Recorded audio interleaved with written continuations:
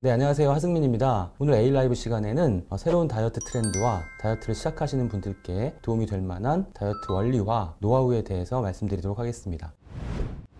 네, 다이어트에는 불변의 법칙이 있죠. 네, 첫 번째는 다이어트는 섭취량보다 소비량이 더 많아야 한다는 것이죠. 많이 먹고 덜 쓰면 체내에 지방으로 쌓이게 되고 또 덜 먹고 많이 쓰면 체내에 축적되어 있는 지방이 연소되는 것이죠. 네, 에너지 보존의 법칙이라고 할 수 있습니다. 네, 두 번째는 다이어트의 목적은 몸무게를 줄이는 것이 아니라 체지방을 줄이고 근육량을 늘리는 것입니다. 결국 근육량이 증가하면 체형은 날씬해지지만 몸무게는 줄지 않을 수 있습니다. 몸무게를 줄이는 것에 집중하면 이 현상 때문에 다이어트에 실패할 가능성이 높아지게 됩니다. 다이어트에는 왕도가 없다는 표현을 하기도 하는데요. 네, 그만큼 다이어트는 어렵다는 의미겠죠. 네, 그래서 만약 정말 쉬운 다이어트라고 광고하는 프로그램이 있다면 무조건 실패한다고 생각하는 것이 맞을 것 같습니다. 과연 다이어트가 어려운 근본적인 이유는 무엇일까요? 네, 다이어트에 실패하시는 분들은 보통 배가 고파서 운동이 힘들어서 그러면서 의지가 약해지고 이렇게 힘든 걸 왜 하나 다음에 하면 되지 라는 생각으로 포기를 하시게 되죠. 결국 다이어트는 의지의 문제일까? 라는 자문을 해보게 되는데요. 물론 의지가 강해야 다이어트 성공 확률이 높아지는 것은 맞겠죠. 네, 그렇지만 힘이 좀 덜 들면 의지가 약해지는 것을 조금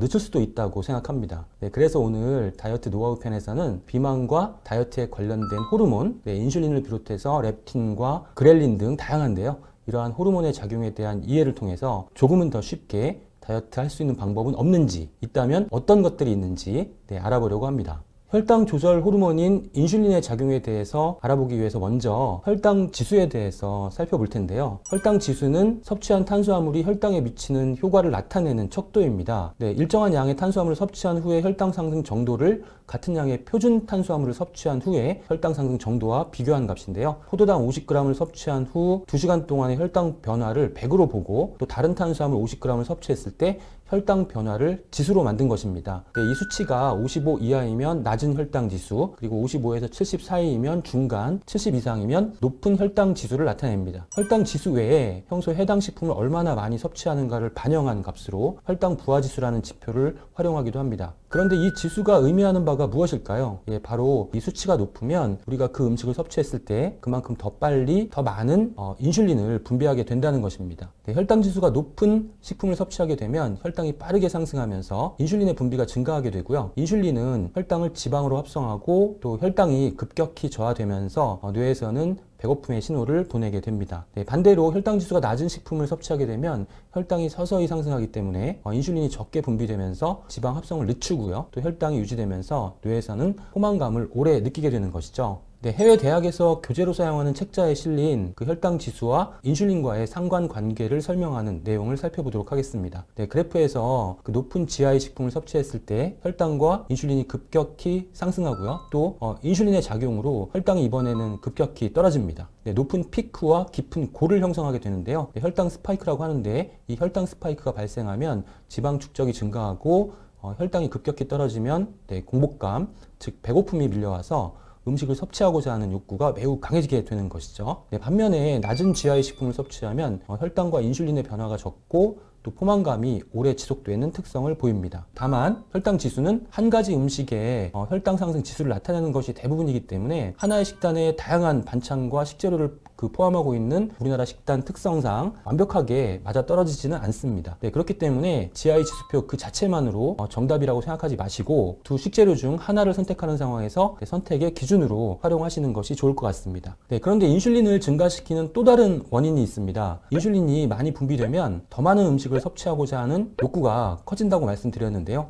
스트레스를 받아서 이 스트레스 호르몬 코티졸의 분비가 증가하게 되면 혈당이 높아지면서 또 인슐린의 분비가 따라서 증가하게 되는 것이죠. 인슐린이 증가하면 스트레스를 받던 안 받던 코티졸의 분비는 증가합니다. 이러한 상황이 계속 반복되면 코티졸 호르몬을 생성 분비하는 부신의 기능이 점점 떨어지게 되죠. 이렇게 되면은 결국 부신에서 코티졸을 정상적으로 생성하지 못하면서 코티졸 불균형의 문제가 발생하게 되는 것이죠. 논문의 그림에서처럼 코티졸은 낮 시간에 많이 분비되어서 활동적으로 일하고 집중력을 발휘할 수 있게 하고요. 밤에는 적게 분비되면서 심신의 안정을 취할 수 있도록 하는 것이 정상인데요. 코티졸 불균형은 결국 낮에 코티졸이 덜 분비돼서 피곤하고 처지는 몸 상태, 즉 피로의 원인이 되고 또 밤에는 줄어들지 않으면서 숙면을 취하는데 방해가 됩니다. 또 멜라토닌은 그 반대가 되어서 피로의 악순환이 발생하게 되는 것이죠. 밤에 잠을 잘 못 자는 것 또한 비만의 원인이 되는데요. 수면과 식욕의 관련성에 대한 연구에서는 수면을 제한했을 때 식욕을 자극하는 그렐린이 증가하는 것을 보여줍니다. 주황색으로 표현된 부분이 수면을 제한했을 때, 검은색은 수면을 제한하지 않았을 때입니다. 특히 잠을 자는 시간 동안 그렐린의 분비가 증가하는 것을 확인할 수 있습니다. 또한 수면을 제한했을 때 그렐린은 식사 시간대에도 현저하게 증가하게 되는데요. 잠을 잘 못 자면 잘 잤을 때보다 더 많은 음식을 섭취하게 되는 원인이 되는 것이죠. 식욕을 억제하는 호르몬 렙틴은 그렐린과 반대의 모습을 보입니다. 수면을 제한하면 그렐린은 증가하고 렙틴이 감소하면서 배고픔이 증가하고 식욕이 증가하는 그런 결과가 나타나게 되는데요. 이번 연구에서는 하루 4시간 이하로 수면을 제한하게 되면 렙틴이 18% 감소하고요. 그래서 배고픔을 더 많이 느끼게 되고요. 그렐린은 28% 증가, 식욕은 23% 정도 증가한다는 결과를 보여주고 있습니다. 결론적으로 수면 부족 역시 비만의 원인이 될 수 있고, 또 수면 부족은 일상생활에서 스트레스 그리고 식생활과도 관련이 있다고 할 수 있습니다. 코티졸의 과잉은 쿠싱 증후군을 유발시킬 수도 있습니다. 쿠싱 증후군은 발생 빈도는 낮지만 체중 증가, 또 소아 청소년에게서 성장 지연 혹은 사춘기 지연, 또 성인의 당뇨병, 고혈압, 골밀도 감소, 생리불순, 여드름, 또 남성형 다모증, 쉽게 멍이 드는 증상, 기분 변화 등을 유발할 수 있습니다. 또 코티졸은 갑상선 호르몬의 생성과 분비를 방해하는데요. 갑상선 호르몬이 적어지면 신진대사 저하, 또 체온 저하, 추위, 피로, 무기력감을 느끼게 되고요. 체중이 증가하고 얼굴이 붓고 피부가 자주 건조해지거나 모발, 눈썹 등이 거칠어지면서 잘 빠지는 현상이 발생하기도 합니다. 우리 주위에 만연해 있는 생활 독소, 환경 호르몬 물질 역시 비만의 원인이 될 수 있습니다. 오비속에는 비만과 물질의 합성어로 비만을 유발시키는 화학물질이라는 의미를 가지고 있습니다. 체내의 독소의 농도가 높아지면 체지방 축적이 촉진되기 때문에 비만을 개선하기 위해서는 디톡스가 선행되어야 한다는 것이죠. 제노에스트로겐은 가짜 에스트로겐이라는 뜻으로 여성 건강의 주요 위협 원인이고요. 비만의 원인인 독소 축적을 유발시키는 물질입니다. 비만 예방뿐 아니라 건강한 일상을 위해서는 가능하면 독성 물질에 노출되거나 또 호흡이나 음식을 통해 우리 몸으로 들어오는 독소들을 최소화시키는 것이 중요하다고 할 수 있습니다. 다이어트에 도움이 되는 식생활을 정리해 보았는데요. 식사를 할 때 천천히 먹는 것이 중요한데요. 그 이유는 포만감을 느끼게 되기까지 걸리는 시간이 20분 정도인데, 음식을 빠른 속도로 섭취하시게 되면 포만감을 느끼기 전에 필요 이상으로 많은 양을 먹게 되기 때문입니다. 많은 분들이 간헐적 단식을 시도하시는데요. 간헐적 단식은 다이어트에 도움이 됩니다. 그러나 무리하지 않는 것이 중요하고요. 처음에는 일상에서도 쉽게 시작할 수 있는 12시간 단식부터 실천하시는 것이 좋겠습니다. 저녁 7시 이전에 식사하시고 다음날 아침 7시 이후에 아침을 드시면 되겠죠. 식사를 할 때 음식의 종류를 GI가 낮은 식품으로 바꾸는 것이 좋다고 말씀을 드렸는데, 사실 고단백 식사는 혈당과 인슐린을 낮은 상태로 유지하는 데 훨씬 유리합니다. 그래프를 보시면 지방 역시 혈당과 인슐린 수치를 많이 올리지 않는데요. 그렇다고 해서 고지방 식사가 좋은 것은 아니겠죠. 왜냐하면 이미 알고 계시는 바와 같이 지방은 인슐린의 작용으로 축적되는 것이 아니라 그냥 바로 지방으로 축적되기 때문이죠. 제2형 당뇨병이 있는 환자를 대상으로 하는 5주간의 실험에서 고단백 식사군의 혈당 농도가 드라마틱하게 감소한 결과를 확인할 수 있었습니다. 이 결과는 비단 당뇨 환자에게만 해당되는 것이 아니라 대부분의 비만인 사람들에게 나타나는 인슐린 저항성을 완화시키는 것이 충분히 가능하다는 점을 보여주고 있습니다. 운동은 다이어트의 필수적인 항목이죠. 인슐린 저항성 측면에서 보더라도 운동은 중요하다고 할 수 있는데요. 지구력 운동, 유산소 운동이죠. 그리고 저항성 운동, 근력 운동입니다. 둘 다 모두 인슐린 민감성을 향상시킨다라는 결과가 나왔습니다.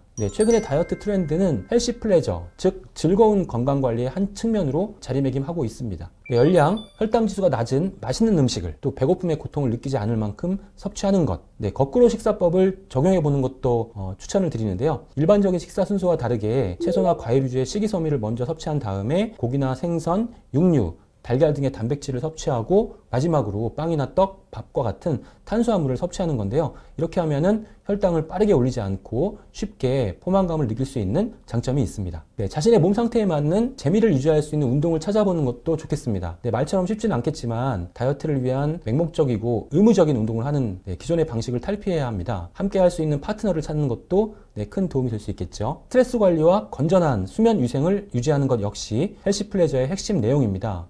슬리포노믹스는 수면, 슬립과 경제, 이코노믹스의 합성어인데요. 수면 건강을 추구하는 현대인들의 욕구에 부응하는 선진국형 경제 산업 트렌드로 떠오르고 있습니다. 아로마 테라피나 차, 건강기능식품, 수면 유도 기기, 또 수면 관리 앱 등을 이용하는 소비자들이 증가하고 있는 현상도 이러한 트렌드를 잘 반영하고 있습니다. 헬시 플레저의 키워드들을 살펴보겠습니다. 다이어트 과정에서 적용해 볼 수 있는 부분을 찾으시는데 도움이 되실 수도 있을 것 같은데요. 다이어트도 힙하게 다양한 방식으로 즐겁게 다이어트하는 과정을 SNS를 통해 공유해서 동참과 응원을 유도하기도 합니다. 또 몇 달 안에 몇 킬로그램을 감량하겠다는 목표보다는 조금씩 업그레이드 되는 내 상태에 의미를 부여하는 업글인간, 채식주의자가 아니더라도 채식 섭취에 낯설지 않은 비건 라이프의 추구 등이 주요 키워드로 등장하고 있습니다. 2021년도 싱가포르 연구팀에서 진행한 아시아인들이 주로 섭취하는 음식의 GI를 정리한 연구에서 혈당 지수를 낮추는 조리 방법을 제안했는데요. 헬시 플레저를 추구하는 분들 중에서 원하는 음식을 직접 조리해서 섭취하시는 분들이 참고하실 수 있도록 정리를 해 놓았습니다. 그리고 즐거운 다이어트에 도움이 될 수 있는 영양소도 정리를 해 놓았으니까 참고해서 보시면 좋겠습니다. 다이어트는 결코 쉬운 과정이 아닙니다. 그러나 생각을 바꾸면 고통스러운 다이어트가 아니라 충분히 즐거운 다이어트를 할 수 있지 않을까 하는 문제 제기에 대한 답을 찾을 수 있다고 생각하고요. 조금씩 변화해가는 나의 모습을 찾아가는 과정, 건강을 추구하는 현대인들의 소망과 별반 다르지 않을 것입니다. 경청해 주셔서 감사합니다.